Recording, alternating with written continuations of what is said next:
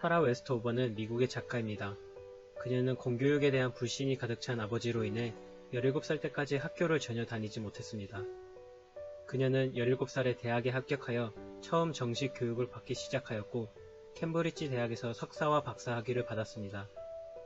현재 그녀는 하버드 대학에서 연구원으로 일하고 있습니다. 그녀의 학업에 대한 열정을 담은 배움의 발견이라는 책은 2018년도 출간 이후 베스트셀러로 자리 잡고 있습니다.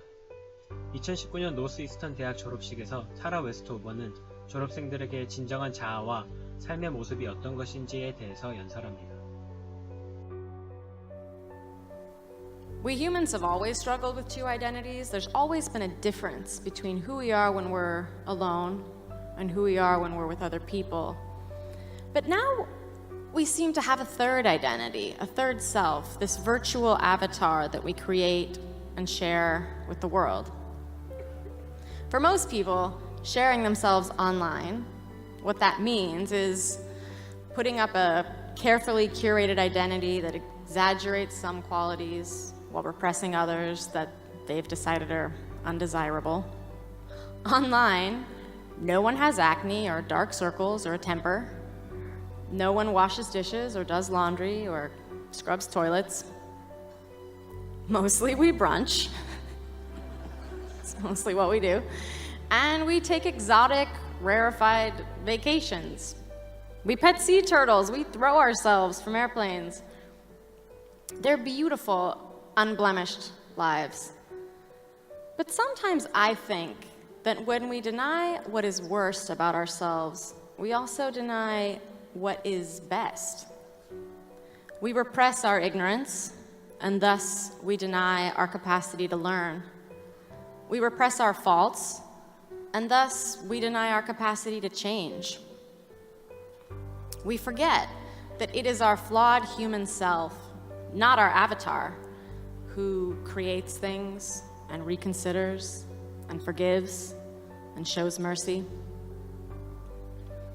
But ultimately, I think the real problem, as the writer Zadie Smith has pointed out, is that sharing a self is not the same thing as having a self.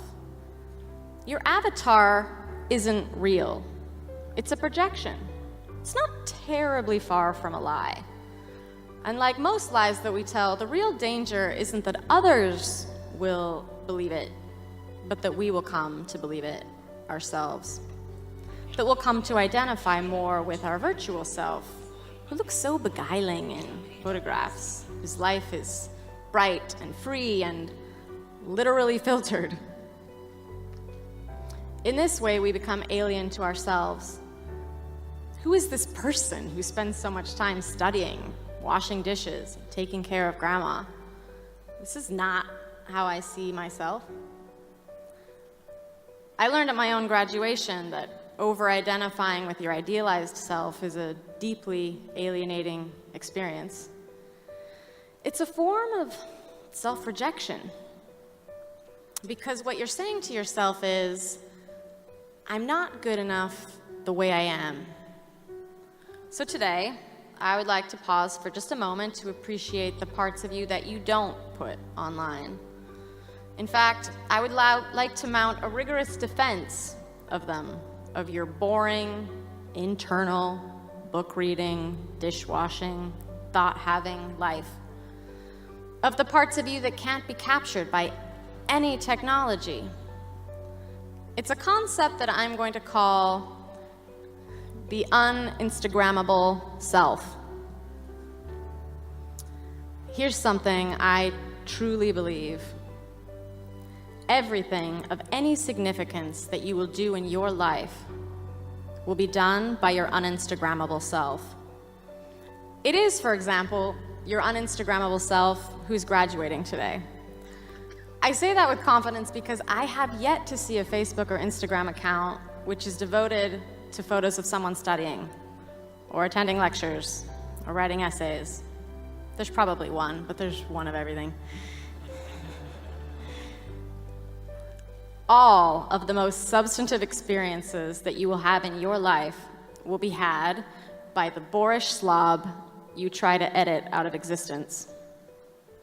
The you who falls in love at your dingy entry-level job will not be the glamorous and airbrushed you who will appear in your wedding photos. And parenting will be nothing like you will represent it to be online. For one thing, there will be a lot more actual shit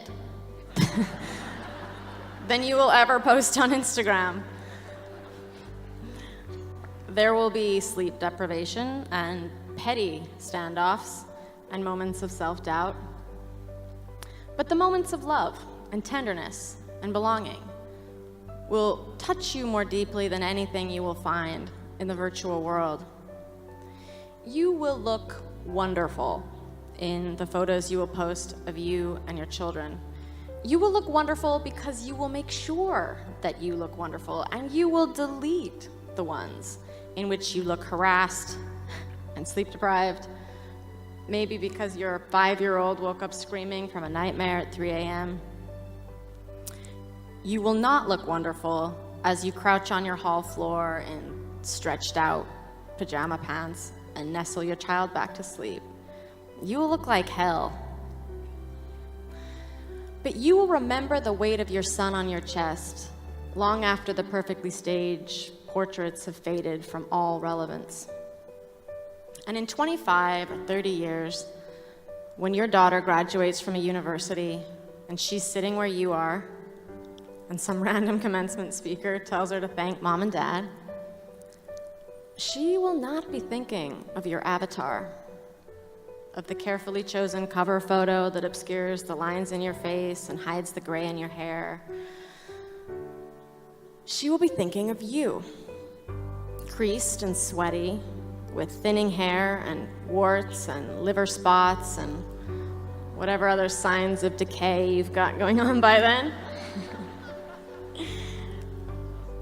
So, class of 2019, march up here and claim your degree and give the camera your absolute best smile. But tonight, as you upload that photo, take a moment to check in with your uninstagrammable self and thank them for getting you this far and for taking you the rest of the way. Thank you.